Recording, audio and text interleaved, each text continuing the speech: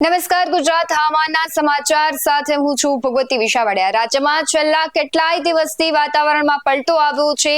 ચોમાસામાં જે ઓગસ્ટ મહિનામાં ત્રીજો રાઉન્ડ વરસાદનો આવવાનો હતો એ આવ્યો ને હવે ધીમે ધીમે મેઘરાજા બ્રેક લઈ રહ્યા હોય તેવું લાગી રહ્યું છે। પરંતુ અત્યારે તહેવારોની સિઝન છે, એમાં પણ ગઈકાલે જ્યારે ગણેશ ચતુર્થી હતી ત્યારે છૂટાછવાયા રાજ્યોમાં જે કહેવાય વરસાદી ઝાપટા પડ્યા હતા। પરંતુ આગામી દિવસોમાં હવે નવરાત્રીનો તહેવાર આવવાનું છે ત્યારે હવામાન વિભાગ અને હવામાન નિષ્ણાંતો દ્વારા આગાહી કરવામાં આવી છે કે તો આ વખતે ખેલૈયાઓના મનમાં પ્રશ્ન થશે કે આ વખતે નવરાત્રીમાં વરસાદ પડશે તો રમીશું કેવી રીતના। ત્યારે હવામાન વિભાગ દ્વારા પણ આગામી દિવસોને લઈને જે કહેવાય છે કે અનુમાન જાહેર કરવામાં આવ્યું છે અને હવામાન નિષ્ણાંત અંબાલાલ પટેલે પણ નવરાત્રીને લઈને આગાહી કરી છે। ત્યારે વાત કરીએ રાજ્યના મોટાભાગના વિસ્તારોની, એક સપ્તાહથી ભારે વરસાદ પડી રહ્યો છે અને નદી નાળા તથા જળાશયો છે છલકાઈ ગયા છે। ત્યારે ફરી એક વખત વરસાદનું જોર રાજ્યમાં વધી શકે તેવા અહેવાલ સામે આવ્યા છે। જાણીતા હવામાન નિષ્ણાંત અંબાલાલ પટેલે ફરી એક વખત આગાહી કરી છે કે 30 ઓગસ્ટ સુધી અને સપ્ટેમ્બરના શરૂઆતમાં રાજ્યના કેટલાક ભાગોમાં મુશળધાર વરસાદ રહેવાની શક્યતા છે।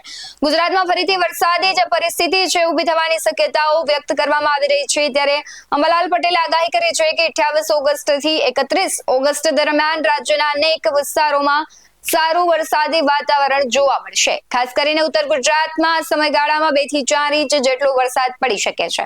હવામાન વિભાગના નિષ્ણાત અંબાલાલ પટેલે વરસાદને લઈને એક આગાહી કરી છે। તેમના જણાવ્યા મુજબ વરસાદ હજુ ગયો નથી। અત્યારે બંગાળના ઉપસાગરમાં એક સિસ્ટમ સક્રિય થઈ છે જેના કારણે 27 અને 28 તારીખના રોજ વાતાવરણમાં પલટો આવશે। જે પ્રમાણે અગાઉ પણ આગાહી કરવામાં આવી હતી તે પ્રમાણે રાજ્યમાં વરસાદ વરસ્યો છે। હવે કહેવાય છે ઓગસ્ટ મહિનાના પૂર્ણ થવાને આરે આવ્યો છે અને 2-3 દિવસો છે ત્યારે પણ વરસાદ છે તે વરસવાનું છે। અમુક વિસ્તારો છે ત્યાં એલર્ટ આપવામાં આવ્યા છે, અમુક વિસ્તારો છે ત્યાં કંઈ આમ છૂટાછવાયા વરસાદ છે તેવી આગાહી કરવામાં આવી છે। ખાસ કરીને વાત કરીએ તો 30 ઓગસ્ટ સુધી અને સપ્ટેમ્બરના શરૂઆતમાં જ રાજ્યના કેટલાક ભાગોમાં મુશળધાર વરસાદની શક્યતા છે। તેમણે આગાહી કરતા કહ્યું છે કે 30 ઓગસ્ટ સુધી અને સપ્ટેમ્બરના શરૂઆતના જે કહેવાય છે દિવસો છે તેમાં રાજ્યના કેટલાક ભાગોમાં વરસાદ વરસશે। ખાસ કરીને ઉત્તર ગુજરાત, મધ્ય ગુજરાત અને પૂર્વ ગુજરાત તથા સૌરાષ્ટ્રના ભાગોમાં અને દક્ષિણ ગુજરાતના ભાગોમાં વરસાદની શક્યતા રહેશે। અરવલ્લી, સાબરકાંઠા અને પંચમહાલના જે ભાગો છે ત્યાં વરસાદની શક્યતા વધારે દેખાઈ રહી છે। તેમણે એમ પણ કહ્યું છે કે કેટલાક ભાગોમાં 4 થી 6 ઇંચ જેટલો વરસાદ પડશે। તેમણે આગાહી કરતા કહ્યું છે કે 18 થી 30 સપ્ટેમ્બર દરમિયાન બંગાળના ઉપસાગરમાં હવાનું હળવું દબાણ ઊભું થવાને કારણે નવરાત્રીના દિવસોમાં પણ વરસાદ થવાની શક્યતા રહેશે।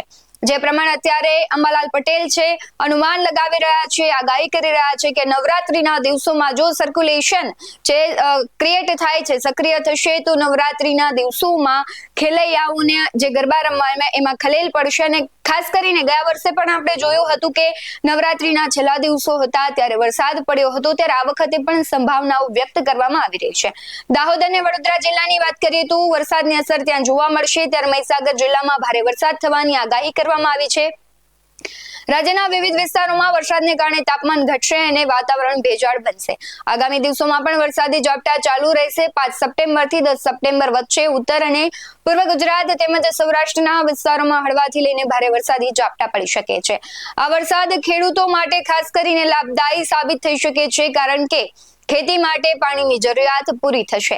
સ્ટેટ ઇમરજન્સી ઓપરેશન સેન્ટર ગાંધીનગરના આંકડાની વાત કરીએ તો રાજ્યમાં ગઈકાલે 27 ઓગસ્ટના રોજ સવારના 6 થી સાંજના 6 વાગ્યા સુધીમાં 28 તાલુકામાં વરસાદ વરસ્યો। ફક્ત એક જ તાલુકામાં 1 ઇંચથી વધારે વરસાદ જોવા મળ્યો, જેમાં વ્યારામાં 31 મીમી, કપરાડામાં 24, ડાંગ, આહવા અને વાસંદામાં 11 મીમી, ધરમપુર, કુકરમુંડામાં 9 અને વધઈ, વાપી અને સોનગઢમાં 7 અને પારડીમાં 6 મીમી વરસાદ વરસ્યો છે। આ સિવાય અન્ય 18 તાલુકામાં 1 થી લઈને 5 મીમી સુધી વરસાદ નોંધાયો છે। અગાઉ પણ કહેવામાં આવી રહ્યું હતું કે ઓગસ્ટ મહિનાના આખરી દિવસોમાં વરસાદનું જોર ઘટશે અને રાજ્યમાં ઘટી રહ્યું છે અને તેના ભાગરૂપે રાજ્યના અમુક જિલ્લાઓમાં જ વરસાદ વરસ્યો છે ને જ્યાં વરસ્યો છે ત્યાં છૂટો છવાયો વરસ્યો છે। હવામાન વિભાગ દ્વારા ગુજરાતમાં હજુ પણ આગામી 7 દિવસ ગાજવીજ સાથે હળવામાં મધ્યમ વરસાદની આગાહી કરવામાં આવી છે। સાથે જે પ્રમાણે વાત કરી હતી કે 28મી ઓગસ્ટ સુધી માછીમારોને દરિયો ન ખેડવાની ચેતવણી આપવામાં આવી છે। જે પ્રમાણે આગાહી કરાઈ હતી એ પ્રમાણે અરબ સાગરમાં સિસ્ટમ સક્રિય થવાની હતી અને સિસ્ટમની અસર કરંટ રૂપે ઘણી વખત થતી હોય છે, એટલે માછીમારોને દરિયો ન ખેડવા પણ ચેતવણી આપવામાં આવતી હોય છે.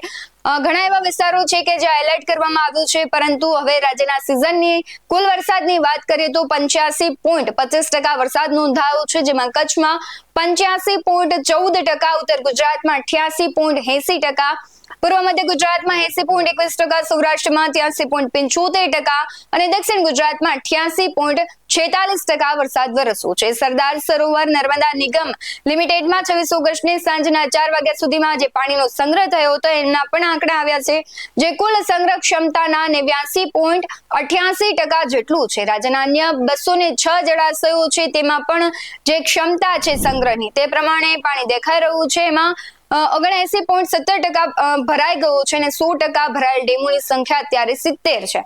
95 ડેમ છે રાજ્યના હાઈ એલર્ટ પર છે અને 23 ડેમ પણ અલર્ટ પર છે. ખાસ કરીને આજની વાત કરીએ તો આજે રાજ્યમાં મહીસાગર, દાહોદ, પંચમહાલ, વડોદરા, ઉદયપુર, ભરૂચ, નર્મદા, સુરત, તાપી, ડાંગ, નવસારી, સુરત સહિતના જે વિસ્તારો છે ત્યાં વરસાદ વરસવાનો છે. જો તમારા વિસ્તારમાં પણ વરસાદ વરસી રહ્યો છે તો તમે તેના વિડીયો અમારા WhatsApp નંબર પર મોકલી શકો છો.